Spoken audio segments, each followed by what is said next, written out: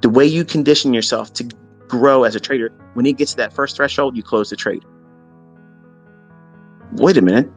Your target's somewhere beyond that. You just told me to get out where the first partial was. Yeah. If you have not found consistency yet, that's what I teach my students to do. And then you do that each time using lower time frame charts, because you're going to get lots of setups. That way you can do it a lot over the course of 1 month. If you're trying to do those types of trades with a 4-hour chart, it's going to take a long fucking time. And I ain't got that kind of patience. You might think I have the patience of a saint, but I don't. You don't either when you start messing around with it. So you graduate. And when you get to the point where you can hold on to that first idea with one contract to the first partial, and then you can get 2 contracts or 2 lots as a forex trader, then you take one off at your first partial, and then you reach for the next partial. Then you close it there too, and still not get to your target. What is it teaching you? You don't have to be right. What is it teaching you? To pay yourself. What is it teaching you? Hold it for 2 stages of liquidity. Now when you can trade to 3 contracts, you take one off at one partial, second off at the second partial, and you roll your stop to a point at which you're comfortable if you get stopped out. What is that? It might be break even. Others, it might be $200. It might be some specific dollar amount. Whatever that is, whatever that minimum expectation that if you get knocked out of the trade, you don't care. It's not going to hurt your feelings. You're not going to beat yourself up about it. But can you understand how many people listen to me? All around the world. There's lots of you. You're all coming from different walks of life, different income, different careers. Some of you had very stressful lives. Some of you just got out of fucking prison. You think about it. There's different walks of life all around in this community. And I don't have a specific recipe for telling you how much to take off in partials. But in the beginning, it's start with 1. When you get to your first target of where a partial would be, you get out, and you keep doing that, and it feels good, because then you get to see, does it really go to my target? And then when you journal that, it gives you experience. So now apply that to doing these big runners. That's all you're doing. But see, what you're trying to do is you're skipping over a lot of necessary, conditioning. And Patrick, you train with weights. Can you go out there and bench press 500 fucking pounds right now? I bet you $10,000 you can't do it. And that's not to demean you. It's just, that's the equivalent of when I watch you, I'm seeing you grow. Like, I'm literally seeing you transform from what you were a couple years ago. And I didn't watch you then, but I can see the videos and stuff you did back then. You're totally different now. And I asked you to do a video and talk about what it is that you have done to change. And this is what my observation is. And I don't mean anything to be ignorant. I'm just sharing something as an observation. And I'm quite certain a lot of your audience and my audience would agree. These are the characteristics I see in your trading. I see that you, number one, understand liquidity now that you didn't. When you were trading in 2021 and in the beginnings of 2022, it wasn't there. Now, you focus on where the market can likely draw to. That liquidity, that's the secret sauce. You have to have some kind of understanding about where the market's likely to go, because I don't give a shit what you use. If you don't have that right, you're not making money, period. End of story. So I've seen that transformation in your trading. Sometimes you second guess it, and that's normal because you're still finding yourself. But you have a very simplistic entry model. And that's proving something I've already taught many times over before. The entry is the least important thing. Literally, it's the least important thing. But knowing what's likely to be seen as a target or a draw on liquidity, where the market reaches for, that is where I think you're shining now. You weren't doing those things in the past, as far as I could tell. And I might be incorrect. And you're welcome to correct me in any kind of public response or whatever. But I think that the direction you're going in, if you just slow down in terms of how much you're trying to bite off, like, you could be huge on YouTube, like huge, really big. Just slow down what you're trying to accomplish in terms of, I got to get to 100-point handle runs. I gotta do that. I gotta do that. That's great as a goal, but graduate into it. Like literally graduate into it.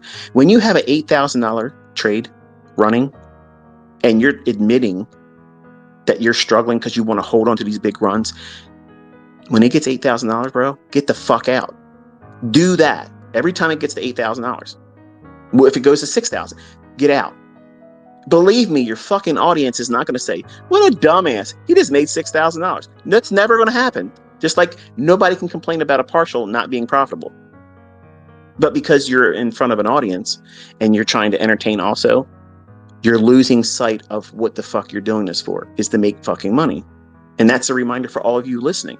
If you're trading, if you're pushing a button, the result should be you're making money. That's it. Not did I impress the people that watch me? Fuck everybody that watches me. Seriously, I don't give a fuck if you like me, okay? If I'm pushing a button and I'm taking on risk, the end of that trade, I better fucking make money. I don't care if you like my post. I don't care if you like my management of the trade. I don't give a shit. Because whether you like what I did or whether you didn't like it, if I didn't do something I didn't feel I should have done or didn't do something I should have done, I'm beating my ass up mentally over that. You could never troll me. Any of you could never troll me as hard as I do myself if I know I did something incorrectly. But when you open yourself up to signal services, standing in front of the world saying, okay, I'm going to do this, I'm going to trade this, I'm going to trade that. Seriously, you have now literally multiplied the difficulty into a realm that is absolutely fucking insane. Because you're literally inviting everybody else to openly critique you if you're watching and looking at it. And if your disposition is combative, that's me. Patrick, that's you. Vinny, that's you. You're increasing the level of difficulty for you to focus on what it is that you're really doing this for, which is make money. I've watched both of you literally get into fabulous fucking trades. Fabulous. And then later on, that wasn't enough. You weren't content with it. You went and did more. Or you had open profits. You had it right there. And you both have said, I just want to get a little bit more. As soon as you fucking say that, as soon as you feel that fucking impulse, I'm telling you, this is what I did to fix me. That King Kong moment, this is exactly what Larry Williams said. And I know I'm probably going to get a knock on my door. My wife's going to be like, it's 9 o'clock, motherfucker. It's time. I'll wait until that happens. I know I'm pushing it. But Larry Williams said that, you know, if you ever get this impulse when you're in a trade and you whip out the calculator, and you're like, yeah, I'm going to figure out how many, if I do this, if I hold on to it this much more, and if I hold on to this and I don't take much off of the position, I hold on to everything, I'm going to be able to make this much money. As soon as you start changing your mind about what you think it's likely to do, or how far it's going to go beyond what you thought, or for me, if I feel any kind of vibration because of experience, and you both have experience, you've been doing it longer than most of these people out here, you know yourself. And because you both live stream, you've shown your tell, like you've shown it. And I don't know if you realize it or not, but as soon as you say it out your mouth, I don't know if I should, that's it. Close the fucking trade. You are managing your money. You're managing the risk. You're managing your trade. And guess what you're also doing? You're managing the expectation of your audience properly. That means you are seeing something. Your audience is watching you. And then now what are you doing? You're taking the action on saying, okay, I am no longer able to focus on this. It doesn't mean you suck as a trader. It doesn't mean that your concepts blow. It just means that you, as the operator, working in that market environment in front of fucking an audience that's live and watching you, critiquing you, you now have to pull the plug on the trade. And guess what you're doing? You're pulling the fucking trade at the height of the profitability while you're in the trade. You two aren't the only one. I've seen other YouTubers doing this shit. They don't even trade like me. They don't trade like neither one of you. But they have these positions on. And as soon as you see them or hear them, question whether or not that they should hold onto the trade. As soon as you start thinking, I hope. As soon as you say hope, that's it. The fucking trade's done. Close it. And if it runs to your target, who gives a fuck? You closed at whatever you closed at. 90% of everybody else out there on YouTube are fucking doing their own asses in. They can't find their own fucking way. So because you want to be out there in front of the audience doing that, I'm telling you, somebody that's been doing it longer than both of you motherfuckers, I'm telling you, you both could be absolutely fucking phenomenal. But you are bringing in all the wrong things, whether it be an ego, whether it be competition, thinking, you want to expose me as a fraud, or you want to prove that I don't trade with real money, or this, that, and I think I got more people following me and I'm a demo trader. It doesn't make any sense. All that's secondary bullshit, bro. Like you have an audience. Both of you have an audience. You both can do so much better if you just focus on what the fuck you're doing. And when you get these little vibrations that tell you, you know what's probably turning, close it. I've been doing it longer, and I would not look at that as weakness. But you probably think it's weakness. Oh, I got another trade, I bailed. Who the fuck is going to sit around and say, you're in thousands of dollars in profit and you collapsed it at the height of the trade, right then and there, it went further, but that's a failure? Nobody would say that. There ain't nobody out here that has common sense is going to look at someone in a position, start to finish, and they have thousands of dollars in equity, and they close the trade. No one is ever going to say that's a fuck up. No one's ever going to say that's a failure. No one is ever going to say you did that wrong. And if they did, they're full of shit. But because you're trying to make these monumental Olympic-sized feats, the real sole reason what you're doing it for, you've made this something other than trading. You've made it an action movie. You've made it I don't know. You've lost the plot. And so many of my students and everybody else out there that teaches, I'm sure you have students too, that have done this shit. They lose the plot. You're in this to make money. You grow from a starting point that's rather modest, and you graduate over time, adding a little bit more and a little bit more. And you may discover that you won't become a 100-handle trader, but you can beat the fucking socks off of 30 and 40 handle runs. And you can find them all week long, up, down, sideways, everywhere. But a 100-handle run might not be your thing. It doesn't mean you shouldn't try to reach for it, but you can't do it with a 1-minute chart, a 3-minute chart. You have to have a higher time frame perspective. You have to have something beyond the intraday. Well, lay of the land has to be larger than what you're looking at when it's a small little tiny interval. If you don't have that frame, and I've talked about this actually in whatever the last live stream I did, I can't even recall at the top of my head what it was, but I showed how I was trading something using the run on the lunchtime liquidity and then running up to the high of the day and then pyramiding it all the way through that, but also showing you that there was reference points from higher time frame charts that you otherwise would not have seen in the recorded execution, which is, again, I like to have my charts naked. I don't want anything on it, but I have to remember, I have to consciously tell myself when I'm doing these things, make sure I annotate this, because I'm going to prevent 1,000 different tweet questions or emails or people not tweeting, I don't know what you would call it, message me from TradingView. You did this, and I can't answer all your emails. I can't answer all your tweets. I can't answer all your notifications on TradingView. There's too many of you, and that's the reality. It's not because I think I'm something that's too snooty. I can't do it. It's just too many of you doing it. So I try to do everything I do to try to minimize what it is that is likely to come up as a question or a concern.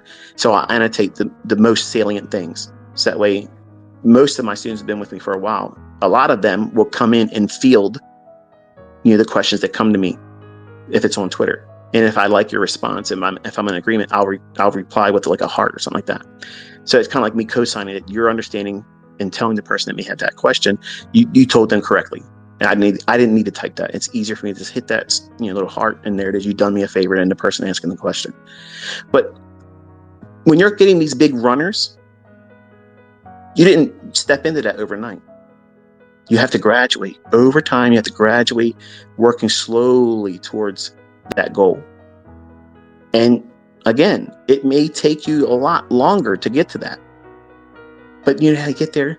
The shortest time is when you're stretching the boundaries of your comfort zone, just like lifting weights, Patrick.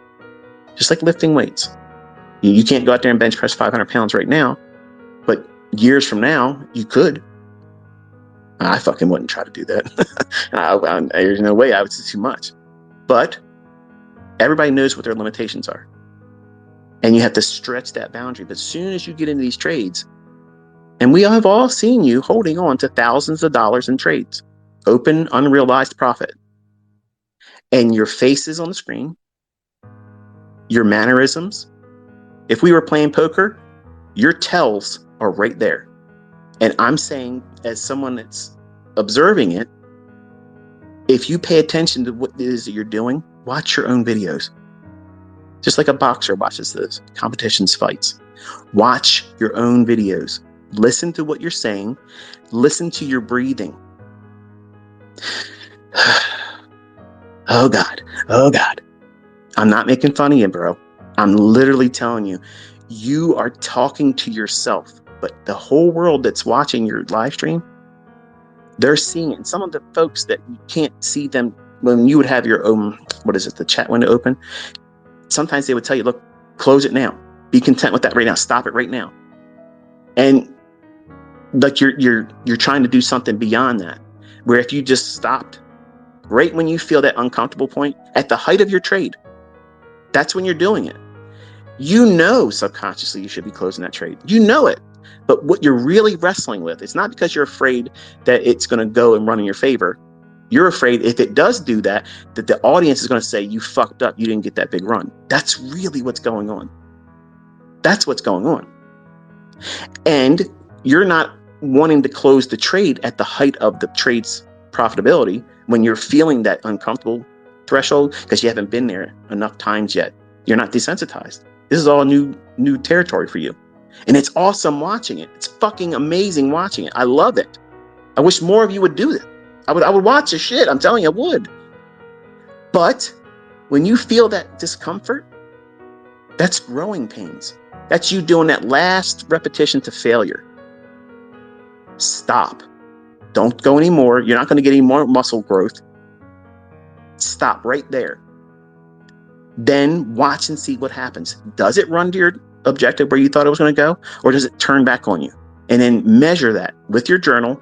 Just say, hey, this is what I did that day. This is how much I got out. This is exactly the moment where I felt uncomfortable. I closed it here. And then record what you took away from that as a positive reinforcement. And then each time you do that, just like weight training, you'll be able to add another 2-pound plate, 5-pound plate, 10-pound plate, one more repetition, one more set, and you'll go beyond and grow. But